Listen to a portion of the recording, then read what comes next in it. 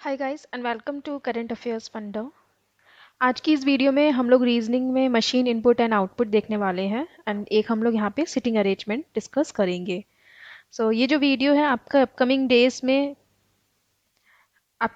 Days में जो IBPS clerk आने वाला है उसके लिए मैंने यहाँ पर बनाई है। तो इससे पहले आप लोग जो आईबीपीएस क्लर्क का आपका जो फ्री मॉक है प्रैक्टिस मॉक की साइट पर आप लोग उसको जाकर अटेम्प्ट कर लें और आप लोग कहाँ स्टैंड कर रहे हैं एक बार उसको भी देख लें, ठीक है ना। उसके बाद से ही आपको पता चलेगा कि आपको अभी इन 10 दिन में किन किन चीज़ों पे वर्क करना है, राइट।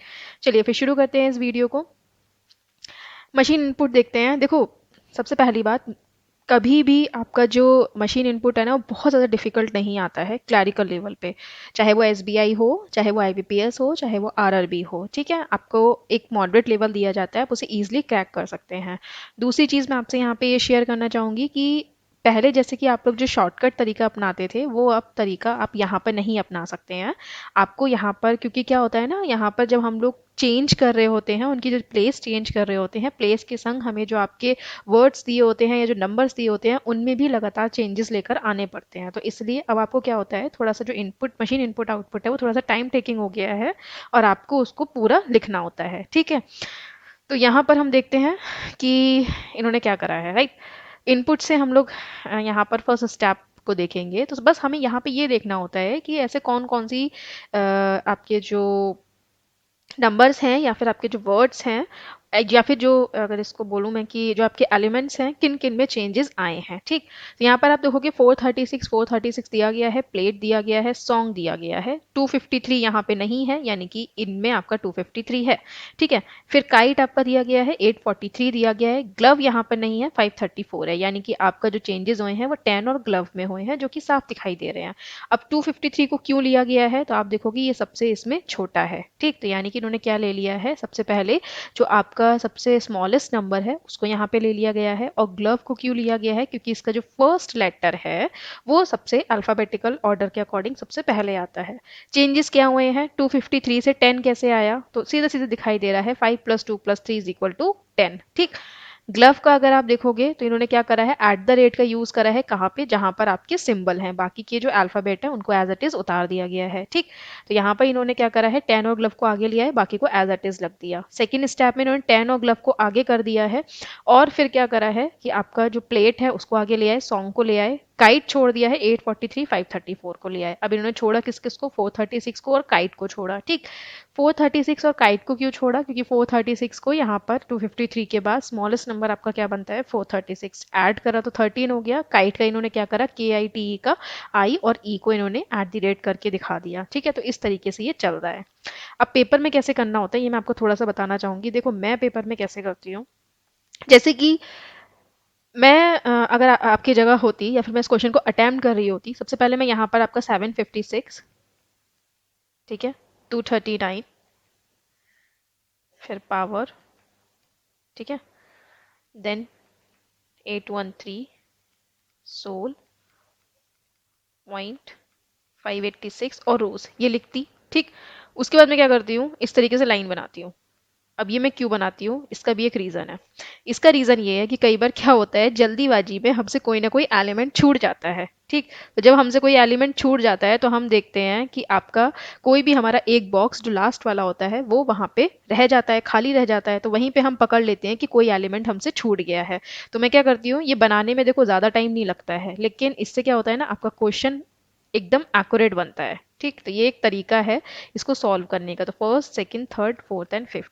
अब मैं इसे कैसे अटेम्प्ट करूंगी, देखो मुझे पता है ये कि यहाँ पर आपका जो आपके जो वॉवल हैं उसको ये @ कर रहे हैं, इसके अलावा कोई भी चेंजेस नहीं हो रहे हैं। तो मैं ज़्यादा मेहनत नहीं करने वाली हूँ, यहाँ पे मैं किसी भी आपके जो आपका जो वर्ड दिया गया है उनको चेंज ही नहीं करने वाली हूँ, सिंपल, ठीक। जैसे कि 756, 239, 110, 813 और 586 है। सबसे छोटा क्या है, 239 है। तो 239 को मैं यहाँ पे ऐड करूंगी तो कितना आएगा, 14। इसको मैं 14 करूंगी और यहाँ से इसे मैं कट कर दूंगी, ठीक। इसके बाद आपका PS, P और R, इसमें सबसे छोटा क्या है, देखो P, ओ यहाँ पर आप देखोगे तो POW और POINT पॉइंट दोनों आपके छोटे हैं, ठीक है। अब दोनों में हम क्या करते हैं, सबसे पहले हमने फर्स्ट अल्फाबेट देखा, दोनों का सेम है, तो हम इन दोनों में देखेंगे सेकंड अल्फाबेट में पहले कौन आ रहा है, तो सेकंड भी दोनों का सेम है, तो हम देखेंगे थर्ड में कौन आ रहा है, तो थर्ड में कौन आ रहा है, पॉइंट आ रहा है, ठीक। तो यहाँ पर हम लोग सबसे पहले किसको लेकर आएंगे, पॉइंट को लेकर आएंगे। तो इसे मैं कोई भी चेंजेस नहीं कर रही हूँ, ठीक, मुझे फालतू की कोई मेहनत नहीं करनी, तो इस पॉइंट को मैं हटा दूंगी, बाकी को मैं एज इट इज यहाँ पर इस तरीके से ले आऊंगी। एक मिस हो गया, ओके। क्या मिस हुआ, 756 मिस हुआ, देखो यहीं पता चल गया, ठीक है। तो इसको 786 करूंगी, एंड देन ये हो गया पावर 813 सोल 586 और रोज, ठीक। यहाँ से मैंने पॉइंट को हटा दिया। अब इस 14 पॉइंट को मैं यहाँ पर ले जाऊंगी, ठीक। अब इसमें आपका क्या बचा है, आपका 813, 586 और 756 में आपका 586 सबसे छोटा है, तो 6 5 11 8 18 कितने हो गए आपके, सॉरी 19, ठीक है। अब इसके बाद क्या आएगा, आपका पावर आएगा, तो मैं पावर को यहाँ से हटा दूंगी और पावर को यहाँ लिख दूंगी। रेस्ट में आपका 756, 813 सोल और यहाँ पर आपका रोज उतार दूंगी। यहाँ पर मैं 586 को भी हटा दूंगी, ठीक। थर्ड पर जब मैं आऊंगी तो मैं क्या करूंगी, यहाँ पर 19 पावर 14 पॉइंट को यहाँ लिखूंगी, ठीक है। अब 756, 813 में कौन है, 756 छोटा है आपका, तो 756 को मैं क्या करूंगी, 6 5 11 और 7 18 है ना, 18 को यहाँ ले आऊंगी, इसको कट करूंगी। सोल और रोज में क्या छोटा है, तो रोज को मैं यहाँ पे ले आऊंगी, एंड बाकी का जो आपको बचा है रोज को हटा के 813 और सोल को यहाँ पे लिख दूंगी, ठीक। फिर आपका जो बचेगा, आपका 18 रोज 19 पावर 14 पॉइंट, ठीक। सॉरी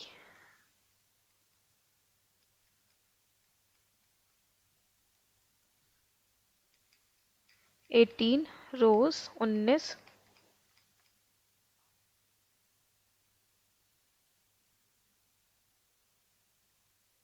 पावर 14 पॉइंट को मैं यहाँ करूंगी, एंड आपका जो आखिरी बचा है 813, 8 और 1 9 3 12, 12 को यहाँ लिखूंगी और सोल को यहाँ पर ले आऊंगी, ठीक। तो ये हो गए हमारे 4 स्टेप, राइट। अब इसमें क्या करना है, फिफ्थ स्टेप पर आ जाना है, ठीक। तो फिफ्थ स्टेप हम देखते हैं इन्होंने कैसे करा है, यहाँ पर लिखूंगी मैं। फिफ्थ स्टेप में इन्होंने क्या करा है, 5 और 1 6 साफ दिखाई दे रहा है, 19 एस का आपका प्लेस वैल्यू होती है, 2 और 1 3 हो गया, पी की प्लेस वैल्यू 13 होती है, साफ दिखाई दे रहा है, तो हम सीधा सीधा कर लेंगे। 2 और 1 3 हो गया, एस की प्लेस वैल्यू कितनी होती है आपकी, 19 आ जाएगा।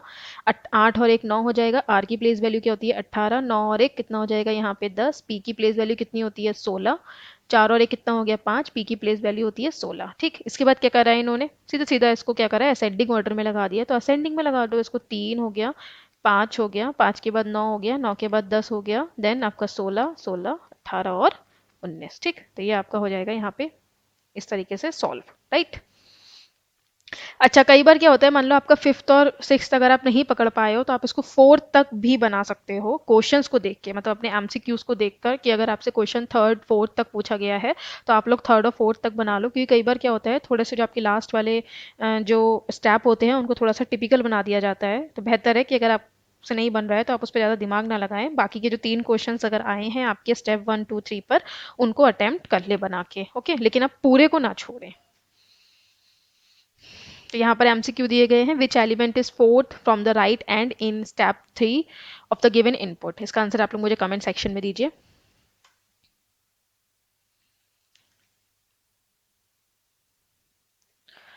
There are dash even number in the second last step of the given input. So second last step ये है, कितने इवन नंबर है इसमें, 1 2 3 और 4 है, so option number A. Dash is third number from the left and in step second, तो third number कौन सा है लेफ्ट हैंड से, 1 2 3 813, option number D. Sum of all the odd numbers in the last step of the given input is, ठीक है, सम बताना है all odd number का, तो इसका आंसर आप लोग मुझे कमेंट सेक्शन में देंगे। तो यहाँ पे आपका क्वेश्चन हिंदी लैंग्वेज में दिया गया है, आप लोग एक बार इसका स्क्रीनशॉट ले सकते हैं या फिर इसको एक बार अटेम्प्ट करके भी देख सकते हैं। एंड यहाँ पे क्वेश्चन है इंग्लिश लैंग्वेज में। देखिए यहाँ पे कह रहे हैं 12 person sit in 2 rows which have 7 seats in each rows and one of the seats in each rows is vacant, ठीक है। तो यहाँ पर आपके 12 पर्सन है 2 रो में, जिसमें आपकी 7 सीट्स होंगी ईच रो में, और एक सीट जो है वो कैसी होगी आपकी, वैकेंट होगी, ठीक है। There is equal distance between adjacent seats, यहाँ पर आपकी इक्वल डिस्टेंस है एडजेसेंट सीट में, In row 1, A, B, C, D, E, and F sit facing south, while in row 2, P, Q, R, S, T and Q sit facing north. तो आपके यहाँ पे ये कह रहे हैं कि आपका A से लेकर F तक जितने भी पर्सन हैं वो आपका साउथ फेसिंग वाली सीट में बैठेंगे ऐसे वाले में, और जितने भी आपके P से लेकर U तक के पर्सन हैं ये नॉर्थ फेसिंग वाली सीट पे बैठेंगे, right? Then, therefore, each person is one row faces another person in other row, except one person as one seat is vacant in the other row.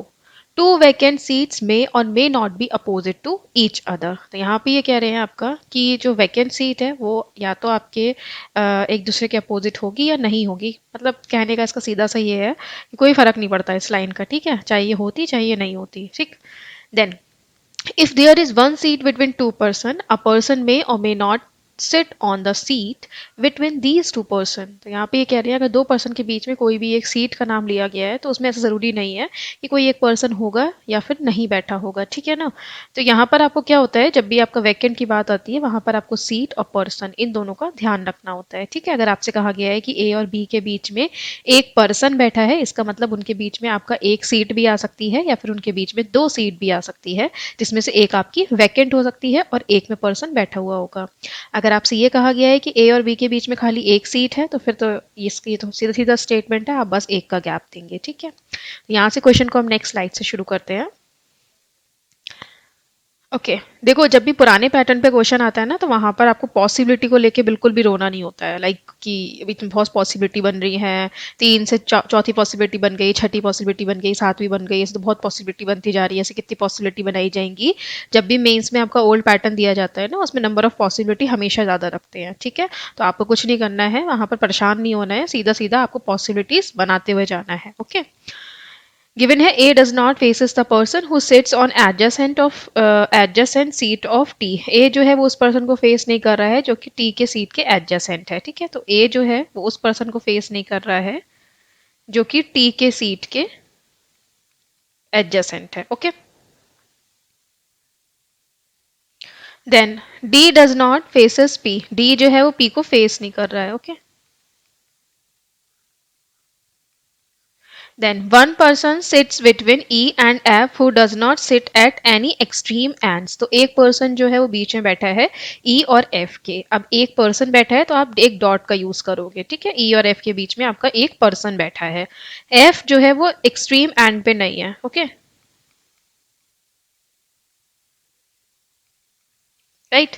There are either 2 or 5 seats to the left of the one who faces E। तो आपकी या तो दो या फिर आपके 5 seats जो है वो लेफ्ट में आएंगी उस पर्सन के जो कि E को फेस कर रहा है, ठीक। तो लाइक 1 2 3 4 5 6 एंड 7, ठीक है। अब इसमें क्या है आपका 2 और 5 सीट्स आएंगी लेफ्ट में जो कि ई को फेस कर रहा है, ठीक। तो अगर मान लो आपका 1 2 या तो 2 सीट्स आएंगी लेफ्ट में तो आपका ई जो है वो यहाँ पर आ जाएगा, और अगर 5 सीट्स हैं तो 1 2 3 4 एंड 5 ई आपका यहाँ पर आ जाएगा, ठीक है। Then there are either, okay ये हो गया। F faces the person who sits second seat to the left of R। तो आपका F जो है वो कैसे बैठा है, यहाँ पे ये कह रहे हैं कि आपका F जो है वो सेकंड टू द लेफ्ट है उस पर्सन के। F जो है वो उस पर्सन को फेस कर रहा है जो कि सेकंड टू द लेफ्ट है किसके, R के, ओके।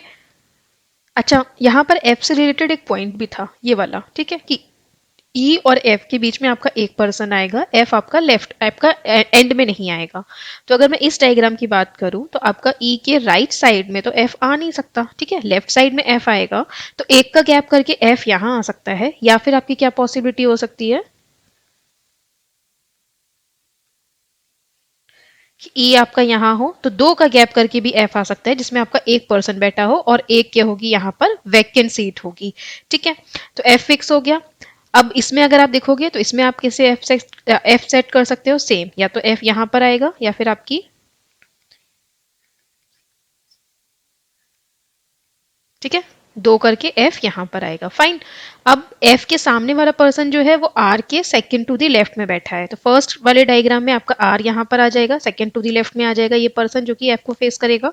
सेकंड वाला डायग्राम जो है वो तो कट हो जाएगा क्योंकि ये सेकंड टू द लेफ्ट में आर के नहीं आ पाएगा, स्पेस नहीं है। इस कंडीशन में आर यहाँ आ जाएगा, इस कंडीशन में आर यहाँ पर आ जाएगा। Fine.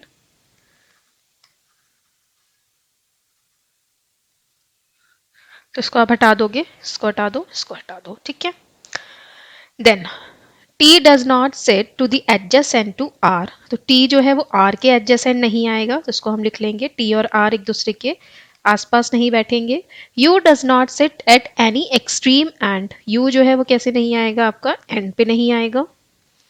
Then C sits on second seat to the right of the one who faces S, तो आपका C जो है वो second है to the right of the one who faces S, तो यहाँ पर S के सामने वाला जो भी पर्सन होगा, ठीक है, इसके सेकेंड टू दी राइट में आपका क्या आएगा, सी आएगा। Fine. Then at least one person sits between E and C, तो ई और सी के बीच में कम से कम एक पर्सन आएगा, ठीक है। तो आपको यहाँ पर लिख लो कि ई और सी के बीच में एक या फिर प्लस, मतलब एक या एक से ज्यादा आपके पर्सन बैठेंगे, ठीक है। और वन पर्सन है, सीट की बात नहीं हो रही है, right. Then no seat adjacent to F is vacant, तो आपके एफ के एडजेसेंट जो वैकेंट सीट है वो नहीं आएगी, ठीक। मैं वैकेंट सीट को एक्स दे देती हूँ।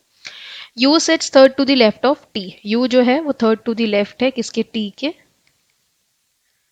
Q sits to the left of P, Q जो है वो पी के लेफ्ट में आएगा। There is at least one seat between Q and S, Q और एस के बीच में आपकी एटलीस्ट वन सीट आएगी, एंड प्लस का साइन भी लगा दोगे। Then A sits to the left of B who does not sit to the right of D, तो ए जो है वो लेफ्ट में है बी के, और बी जो है वो डी के राइट में नहीं है, यानी कि बी जो है वो डी के लेफ्ट में है, ठीक है। ए जो है वो किसके लेफ्ट में है, बी के लेफ्ट में, और बी जो है वो किसके लेफ्ट में होगा, डी के लेफ्ट में, ठीक। अब हम इसको फिक्स करते हैं, कहाँ से इसे फिक्स करोगे। देखो ई से यहाँ सी का एक पॉइंट मिल रहा है, एस और सी का पॉइंट मिल रहा है, ठीक है। तो हम लोग इसी को पिक कर लेते हैं, ये दोनों एक दूसरे से कनेक्ट होते हुए मिल रहे हैं, या फिर आप टी वाला पॉइंट भी पिक कर सकते हो, ठीक है ना, कि देखो यू आपका एंड पे नहीं आएगा, टी जो है वो यू के सॉरी यू जो है वो टी के थर्ड टू दी लेफ्ट में आएगा, टी जो है वो आर के एडजेसेंट नहीं होगा, तो ये वाला पॉइंट भी पिक कर सकते हो, राइट। तो अगर फर्स्ट कंडीशन में देखोगे तो टी यहाँ तो आ नहीं सकता, आर के एडजेसेंट, मतलब टी यहाँ आएगा 1 2 3, यू यहाँ पर आ जाएगा, ठीक है। इसके अलावा टी जो है वो यहाँ नहीं आ सकता, क्योंकि इसकी अगर यहाँ पर आएगा तो इसकी वजह से यू आपका एंड पे चला जाएगा, जो कि नहीं जा सकता। इस कंडीशन में देखोगे तो टी आपका यहाँ नहीं आएगा, टी यहाँ नहीं आएगा, टी यहाँ आएगा तो यू आपका कहाँ चला जाएगा, यहाँ पर, यानी कि एंड में। एंड में यू आ नहीं सकता, यानी कि ये कंडीशन क्या हो जाएगी आपकी, कट हो जाएगी, ओके। इस कंडीशन में आप देखोगे तो टी अगर यहाँ आता है तो 1 2 3, यू आपका यहाँ पर आ जाएगा। इसके अलावा टी यहाँ पर और यहाँ पर तो आ नहीं सकता, और अगर यहाँ पर आता है तो फिर यू के लिए स्पेस नहीं है, फाइन। यानी कि आपका यहाँ पर एक ही कंडीशन बनेगी, ओके। तो ये फिक्स हो गया, इसे हटा देते हैं। अब हम लोग एस को फिक्स कर लेते हैं। तो यहाँ पर क्या है, ई और सी के बीच में कम से कम एक पर्सन आएगा, तो फर्स्ट कंडीशन में आप देखोगे ई और सी के बीच में कम से कम एक पर्सन आएगा, इसका मतलब आपका जो सी है वो कैसे आ सकता है। अगर हम इसके इस साइड में देखेंगे तो सी कैसे आएगा, देखो ई और एफ के बीच में आपका एक पर्सन आएगा, फाइन। तो सी आपका यहाँ पर आ सकता है, यहाँ पर भी आ सकता है, ठीक है।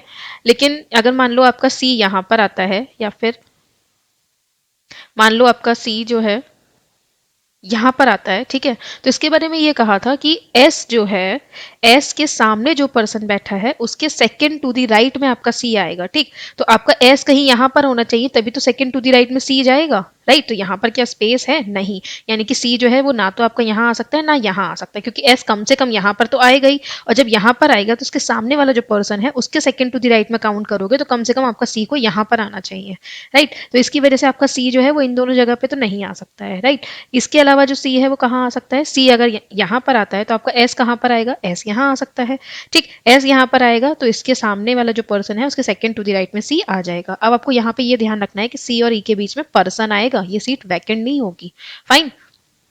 इस कंडीशन में अगर आप इस कंडीशन में अगर आप देखोगे तो आपका जो सी है वो यहाँ नहीं आ सकता, यहाँ नहीं आ सकता, ठीक है। फिर आपका जो सी है वो कहाँ आ सकता है, देखो सी आपका यहाँ आ सकता है, राइट। अगर सी यहाँ आता है तो आपका एस यहाँ पर आ जाएगा, फाइन। इसके अलावा आपका जो सी है वो कहाँ आ सकता है, एंड पर आ सकता है ना। तो यहाँ पर हम लिख लेते हैं, एक पॉसिबिलिटी बना लेते हैं।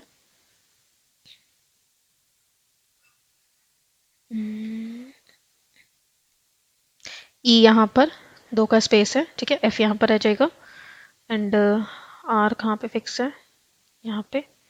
यू यहाँ पे, ठीक है। तो एस यहाँ पर आएगा, तो एस के सामने जो भी पर्सन है उसके सेकंड टू द राइट में आपका क्या बैठा है, सी बैठा है, ठीक है। यहाँ टी फिक्स है, तो ये भी आ जाएगा। तो इसकी दो पॉसिबिलिटी बन गई। ई और सी के बीच में कम से कम एक पर्सन होना चाहिए, तो हाँ वो है। एफ वैकेंट के एडजेसेंट नहीं होगा, तो इस कंडीशन में आप देखोगे एफ वैकेंट के एडजेसेंट नहीं होगा, तो आपका जो वैकेंट है, देखो यहाँ वैकेंट नहीं हो सकता क्योंकि ई और सी के बीच में कम से कम एक पर्सन आएगा। ई और एफ के बीच में आपका एक पर्सन आएगा, एफ के यहाँ पर वैकेंट एडजेसेंट नहीं हो सकता, यानी कि वैकेंट यहाँ पे रहेगा। इस कंडीशन में देखोगे तो एफ के एडजेसेंट वैकेंट नहीं हो सकता, और एफ और ई के बीच में एक वैकेंट आएगा, तो यहाँ पर वैकेंट आ जाएगा, ठीक है। एफ और ई के बीच में एक वैकेंट क्यों आएगा, क्योंकि एफ और ई के बीच में आपका खाली एक पर्सन का ही गैप लेना है। इस कंडीशन में भी वैकेंट यहाँ पर आ जाएगा, ठीक। तो ये हो गया वैकेंट वाला, ये भी हो गया। देन ए बी डी को फिक्स कर दो, तो सीधा सीधा सीधा हो रहा है, डी के लेफ्ट में बी के लेफ्ट में ए है ना, तो क्या आ जाएगा, डी बी ए, डी बी ए, फाइन। देन ये ले लेते हैं, क्यू और एस के बीच में आपका एक से ज्यादा का गैप आएगा, पी के लेफ्ट में आपका क्यू आएगा, ठीक। तो यहाँ पर इस कंडीशन में आप देखोगे Q और S के बीच में आपका एक सीट का कम से कम गैप होगा, तो Q और S के बीच में एक सीट का कम से कम गैप होगा, मतलब आपका जो Q है वो अगर यहाँ पर आता है तो फिर P के लेफ्ट में वो कैसे आएगा, नहीं आ सकता है, और Q यहाँ नहीं आ सकता, मतलब Q कहाँ पर आएगा, यहाँ पर आएगा, ठीक है। देन इसके अलावा P तो फिर कहाँ आ सकता है आपका, यहाँ भी आ सकता है, यहाँ भी आ सकता है, तभी हम रुकते हैं। इस कंडीशन में अगर आप देखोगे तो Q कहाँ पर आ सकता है, यहाँ तो आ नहीं सकता क्योंकि फिर P के लेफ्ट में कैसे जाएगा, यहाँ आ नहीं सकता क्योंकि Q और S के बीच में एक का गैप चाहिए, मतलब Q यहाँ पर आएगा, ओके। इस कंडीशन में अगर आप अब देखोगे यहाँ पे, तो आपका जो Q है वो यहाँ तो हो नहीं सकता क्योंकि P के लेफ्ट में आएगा, मतलब Q जो है वो या तो यहाँ पर होगा या फिर यहाँ पर होगा, ठीक है। इसको हटा देते हैं।